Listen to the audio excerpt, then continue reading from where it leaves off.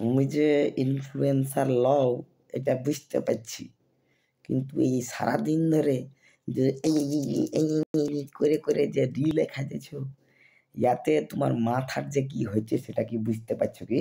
হ্যাঁ, এই যে রিলগুলা হয়েছে এগুলো মোটামুটি 90 সেকেন্ডের হয়েছে।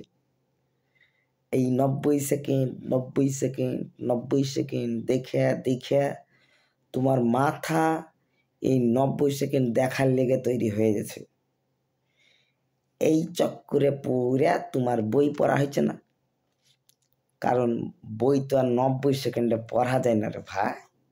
হ্যাঁ, তো প্রথমে তুমি দেখছো মা কা প্যার, তারপরে তুমি দেখছো টেরারিস্ট ফারার, তারপরে দেখছো কুকুর, তারপরে দেখছো চাল, তারপরে দেখছো ডাল, তারপরে দেখছো খাল, তারপরে দেখছো বাতাবি লেবু, তারপরে দেখছো তানপুরা, তারপরে দেখছো মেরা ভারত মহান। তো এই যে তোমার মাথা 14 জায়গায় ঘুরে বেড়াচ্ছে, তো এই 14 জায়গায় ঘুরে বেড়ানোর লেগে একটা জিনিস আর ভাবতে পারছো না।